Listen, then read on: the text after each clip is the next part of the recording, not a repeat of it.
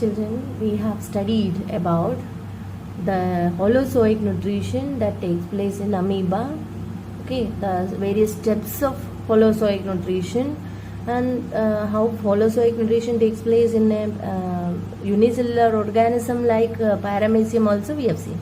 Isn't it? In Paramecium, how it is? Paramecium is having a number of cilia, isn't it? And they are having a spot to which the food should be intaken, and for this the cilia helps in the the cilia moves and direct the food towards the point to which the food should be taken in. Okay, so likewise it takes place in Paramecium, and amoeba also we have studied, isn't it? Now we are going to study about the nutrition in human being, okay, or the digestive system in human being. Okay, so nutrition or nutrition in human being takes place also by Holozoic type only. Okay, so what is Holozoic type of nutrition? In this, the food will be taken inside, okay, inside the body, and the food will be digested, absorbed and assimilated inside the body. Okay, so the food has to be intaken first, and for this that process is called what? Ingestion. And ingestion in human being taking place with the help of hands. Okay, we use hands to put the food inside the mouth. Okay, then after that digestion takes place in the digestive system, isn't it? And what is next step? Absorption. What do you mean by absorption? The process by which the digested food is absorbed into the body fluid. So our main body fluid is blood, so to the blood it will be absorbed. Okay, the blood it will be absorbed. The next step is what? Assimilation. Assimilation means using the food. Okay, so the food will be given to each of the cells. There it can be used for various purpose, for energy purpose or for making new cells or body, okay, or maintenance work. So all this will be done with the help of the assimilation process, or assimilation is that process only. Okay, then next is what? Digestion. The digestion is what? The expelling out of various waste materials, the material that is not getting digested. Okay, the waste materials formed during the process of digestion, that should be what? Ejected out. So that process is called digestion. Okay, so let's study in detail about the human digestive system. Okay, parts of human digestive system. Okay, so the digestive system can be divided into two types or two parts, you can say. What are they? Two types, not two parts. What are they? Alimentary canal and various glands associated with the alimentary canal. Okay, so parts of digestive system include what all? Alimentary canal and glands. Okay, the various glands. So alimentary canal, it's just like a pipe, okay, starting from mouth to anus. Okay, so the various parts of this alimentary canal are, okay, so first is mouth, okay, then next is pharynx, then esophagus, stomach, small intestine, large intestine and anus. Okay, so once again, mouth, okay, pharynx, esophagus, stomach, small intestine, large intestine and anus.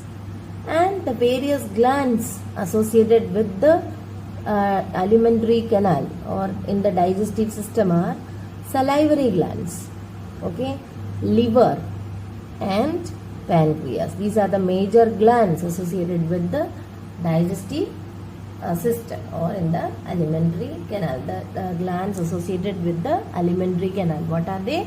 Salivary glands, liver and pancreas.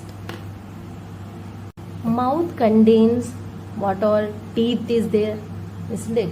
Then tongue. So these helps in the process of digestion. Okay, so I will tell you the process afterwards. Let's study what are the parts. Okay, pharynx is what? A common pathway for both respiratory system and the digestive system. Okay, pharynx is what the common part for respiratory system and the what and the digestive system. Okay, and the floor of the pharynx means the downside of the pharynx will have two openings. Listen carefully. The pharynx floor means the down part of the pharynx is having two openings. What are they? One leads to the esophagus or food pipe, and the other will lead to the windpipe, okay, or trachea. Understood what? So pharynx floor is having two openings. One leads to the esophagus. So let's study this now. Okay, and esophagus is a long tube that connects mouth to the stomach. Is it clear? Then next to what? Stomach is connected to what? You can see that stomach is connected to the small intestine, and the small intestine is connected to the large intestine, and large intestine opens through anus. So these are the parts. Okay, then various salivary glands are also there, like salivary glands, okay, liver and pancreas. So you can see here, this is the mouth. Okay, mouth that is having tongue, teeth, etc. Okay, then it will lead to, this part is the pharynx, okay, which is the common pathway for both digestive and respiratory system. Okay, then the floor of this pharynx leads to a long tube that connects to the stomach. This long tube is known as esophagus. What is it? Esophagus. Then esophagus leads to a bag-shaped structure known as stomach. Okay, so esophagus, what is the main function of a mouth? Mouth helps to chew the food, isn't it? Mechanically, and a certain kind of chemical digestion also takes place here. Okay, then food will be pushed down through this esophagus to the stomach. Okay, so this esophagus connects what? The mouth and the stomach.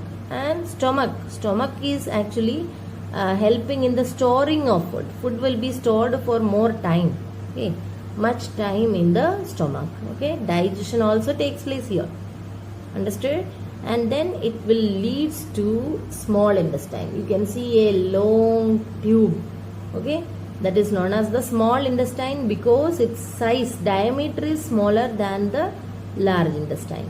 Okay, but actually it is more lengthier than the large intestine. Is it clear? So small intestine, and it is connected to what? To the large intestine. Okay, large intestine is having, see, a special kind of structure, okay, known as vermiform appendix. Okay, have you seen? It is known as the appendix. Appendix is a kind of vestigial organ. What kind of organ? Vestigial.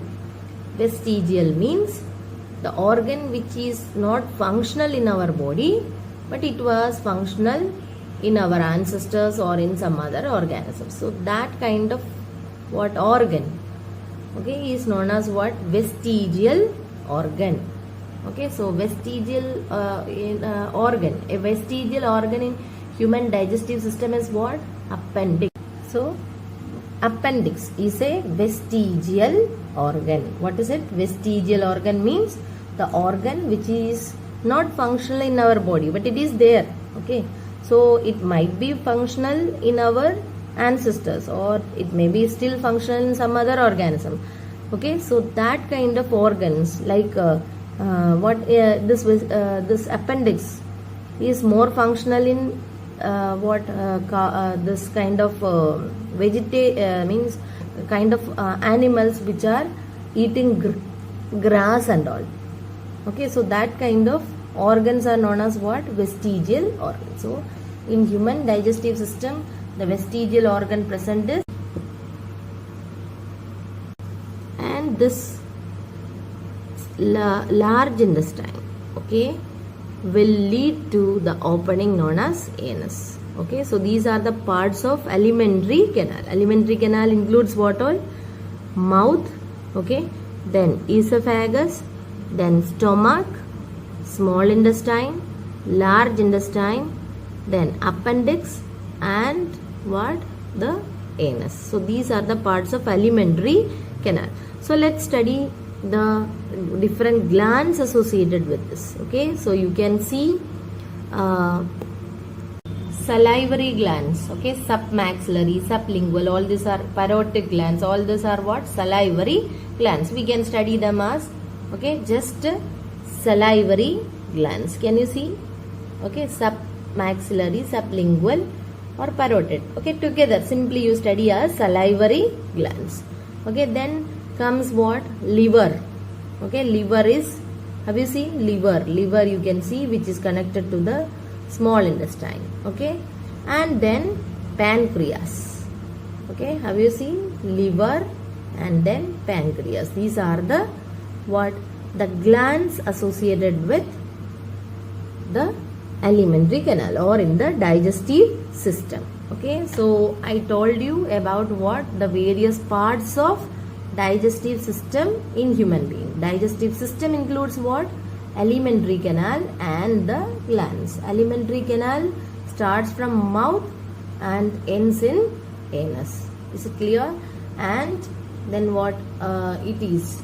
Okay, having different glands like what? Salivary glands, then liver and pancreas. Okay, so the next how digestion takes place we will study in detail later. Okay, thank you.